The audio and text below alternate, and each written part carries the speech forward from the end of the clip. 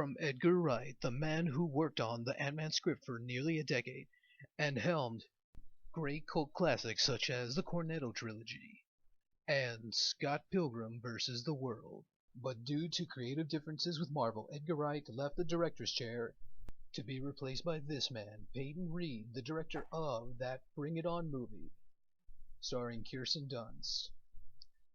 And that movie with Jennifer Aniston and Vince Vaughn that nobody quite remembers. Ugh, seriously, Marvel, you couldn't got anybody better.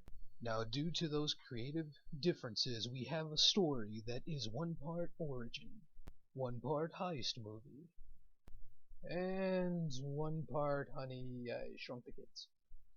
Interesting. Huh. And of course, it wouldn't be a Marvel movie without the cliched villain. It's gonna blow up in your face and destroy everyone you care about. This movie had potential, but that's what happens when you have a fuck ton of rewrites. Fuck. Starring. 60% of the time it works every time. Corporate bad guy number 389. Evangeline Lossley. The cast of DreamWorks Ants. Waspinator. And Greed is Good. Marvel's Insect Man, Road to Civil War. I'll tell you one thing, Michael Pena was fucking hilarious. What is up and welcome to a very special edition of Worth a Watch, and I consider it special because of what I just, the little portion of the video you just saw. For those of you who do not know what honest trailers are, they're basically just like, well, being brutally honest in how good or bad a movie usually is. Most of the time it's pretty bad. And I figured there was enough material with this movie that I could use from trailers and such. I just feel that this, in all my opinion, which is of course taken with a grain of salt here, this is just my opinion, one random film reviewer on the internet, in the bigger picture of all things, but I feel that this was Marvel's first dud for many, many reasons. Besides all the behind-the-scenes craziness that happened between Edgar Wright and Marvel, and them parting ways, and then getting people to rewrite the script, and getting a random fuck of a director, and it's basically gonna be what happened in my honest trailer. I honestly do feel the same. I don't feel like this was the best Marvel film, but I didn't hate it. As much crap as I'm giving this movie, I didn't hate the movie. I just felt a little bit of disappointment overall. I just don't know what truly happened in terms of the rushing. It just, overall the film just feels very jarring. Whether you have a scene of ultra funny comedy, whether it's through Paul Rudd's quick one-liners or Michael Pena stealing every scene he's in and just cracking a joke or two, you know, there's great comedy to be seen in this movie, and I love comedy. It's my favorite genre. And there is a lot of good comedy in this movie, and I can't say that I didn't laugh. I had a damn good time with about 50% of this movie. The other half, however, my brain couldn't be turned off. My brain was just like, that's really weird, that's very jarring. These scenes where Michael Douglas is just giving it his all in terms of dramatic essence. And Scott, I need you to be the Ant-Man. Can I change the name? Can I change the name? Come on. Ant-Man? That's stupid. It just feels so jarring when a certain scene is being so serious, and then all of a sudden the other half of the scene is just so jarring and just over the top. It is very conflicting, a huge contrast, and I found a lot of those scenes very much annoying throughout the film. And that is, of course, due to the split personality that this script has. You have a scene that is also very traumatic for the main characters of Michael Douglas' Hank Pym, as well as his daughter Hope, played by Evangeline Lilly. There is a couple scenes where they hit the right notes, a lot of dramatic essence that's supposed to hit you in the feels.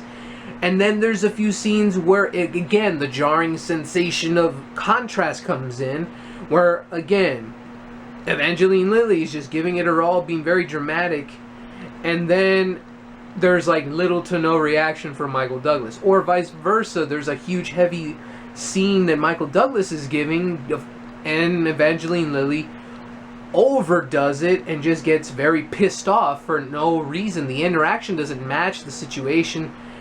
and dialogue that was going on with Michael Douglas's character to her. And there's a lot of scenes like that, and I could be here all day bitching about the negative crap.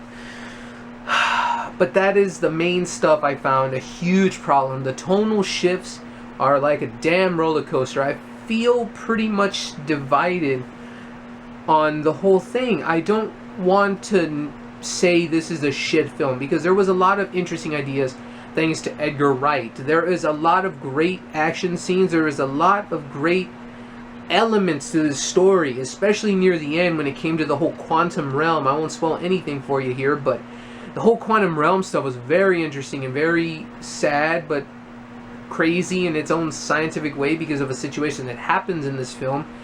But at the same time, there was, for every awesome scene like that, there was just a very tonally awkward situation later. Then we enter our villain, played by Corey Stoll. Again, I don't know much about this actor. I know he's done good work, but with a shit script like this, so convoluted, it just gave him nothing to do except being a discount Jeff Bridges from Iron Man 1, and we just have ourselves a very much a very fucked up individual. We don't know if this guy has more daddy issues, I guess, and it becomes a very warped relationship between him and Michael Douglas's Hank Pym, kind of like a JD and Dr. Cox scenario from Scrubs. It just becomes very much more weirder than that. Or is it just because he hates the fact that he's successful, very much like Jeff Bridges' character in Iron Man 1.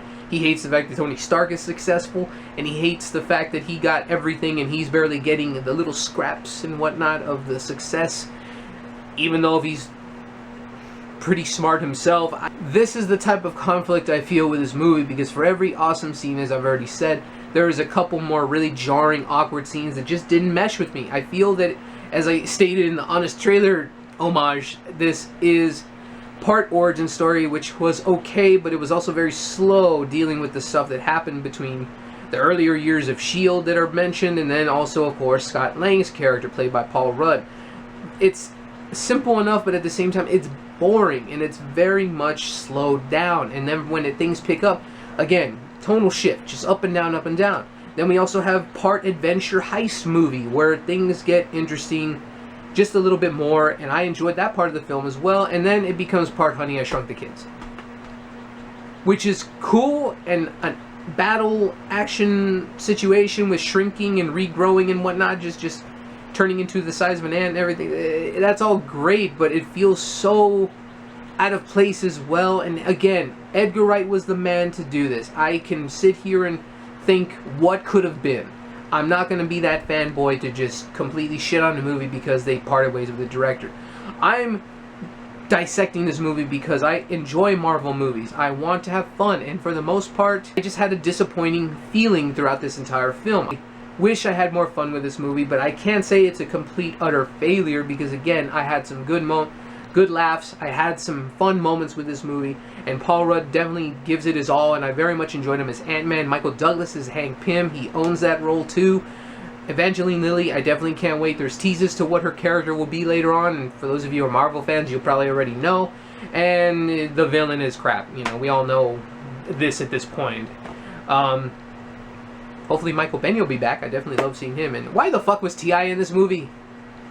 That's another random thing I don't really give a shit about. But anyways, I digress. Overall, it is a very mixed bag for me with this movie, but I can't say don't ever see it, ever.